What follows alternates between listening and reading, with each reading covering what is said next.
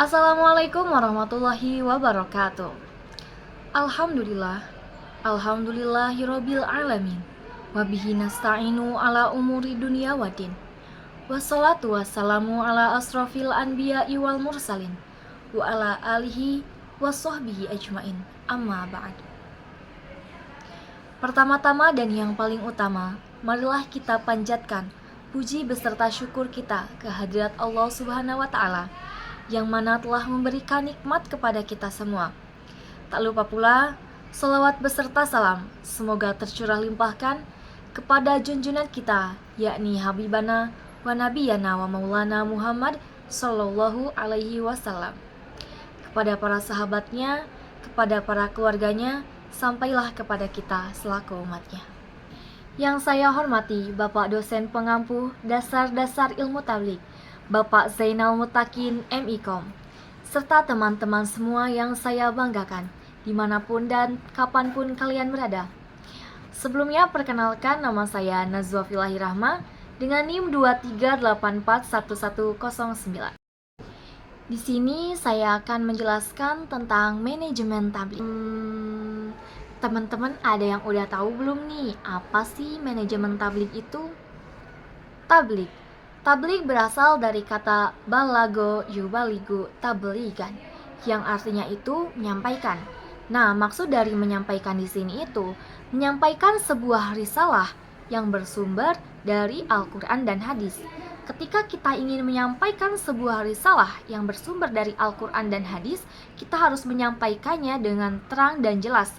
Maksud dari terang dan jelas di sini, kita harus menyampaikan dengan bahasa yang mudah dipahami agar si pendengar mampu memahami apa yang kita sampaikan. Teman-teman ada yang tahu gak nih, apa sih tujuan tabligh itu? Ya, tujuan tabligh ialah mengajak umat Islam untuk melakukan perbuatan baik dengan tetap beriman kepada Allah Subhanahu wa Ta'ala. Tetapi dengan tujuan tabligh ini hanya untuk mengajak umat Islam, bukan memaksa orang non-Islam untuk ikut melakukannya. Pengertian manajemen tabligh. Manajemen tabligh adalah sebuah aturan atau tata cara bagaimana seorang pemimpin ini bisa mengelola, menyajikan informasi atau menjual informasi dengan penyampaian Islam. Nah, atau bisa diartikan sebuah tata cara bagaimana bisa mengelola, menjalankan aturan sesuai dengan kegiatan tabligh. Dalam konteks ajaran Islam, tabligh adalah penyampaian dan pemberitaan tentang ajaran-ajaran Islam kepada umat-umatnya. Yang dengan penyampaian dan pemberitaan tersebut, si pemberita jadi terlepas dari beban penyampaian pemberitaan tersebut, sedangkan orang yang menerima berita tersebut menjadi terikat dengan adanya dia mendapatkan berita dari si pembawa berita tadi. Unsur-unsur manajemen tabligh itu terbagi menjadi 6. Yang pertama ada man, market, material, money, machine, and method. Oke teman-teman, kita langsung aja ke yang pertama. Yang pertama itu ada man atau biasa disebut dengan mubalik atau komunikator. Mubalik sebagai komunikator ini berperan menyampaikan sebuah ide atau gagasan-gagasan yang mereka punya, atau dengan kata lain, orang yang mengurusi jalannya ajaran agama Islam. Yang kedua itu ada money atau dana. Kenapa sih dana sangat penting dalam unsur-unsur manajemen tabligh? Ketika kita akan melaksanakan sebuah acara dakwah, dana ini sangat penting digunakan dalam acara tersebut. Yang ketiga yaitu material atau disebut materi atau pesan. Nah, materi atau pesan ini bersumber dari Al-Quran dan hadis. Ketika kita akan menyampaikan sebuah materi, kita harus menggunakan bahasa yang mudah dipahami agar si pendengar itu mampu memahami apa yang kita sampaikan.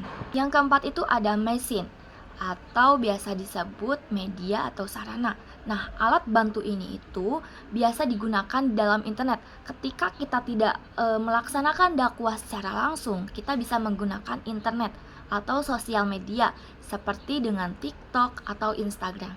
Yang kelima itu ada metode, yaitu cara penyampaian tabligh agar pesan yang diberikan itu dapat diterima oleh penerima dakwah. Yang keenam itu ada market atau pasar. Pasar merupakan salah satu unsur manajemen tabligh yang penting, karena tanpa adanya pasar, suatu kegiatan atau suatu kegiatan akhir dari kegiatan dakwah ini tidak dapat berlangsung. Fungsi-fungsi manajemen tabligh itu ada 5. Yang pertama itu ada planning. Planning yaitu menentukan tujuan apa yang ingin dicapai. Yang kedua itu ada organizing. Organizing itu kerjasama untuk mencapai organisasi. Yang ketiga itu ada actuating. Actuating itu merealisasikan keinginan kerjasama. Yang keempat ada controlling. Controlling ini upaya agar perencanaan ini sesuai dengan rencana sebelumnya.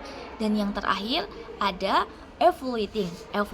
Evaluating ini evaluasi agar suatu kegiatan lebih baik ke depannya. Lain gunung lamun eueuh tanjakan, lain laut lamun eueuh ombakan. Cukup sekian presentasi yang bisa saya sampaikan, kurang lebihnya mohon maaf. Wassalamualaikum warahmatullahi wabarakatuh.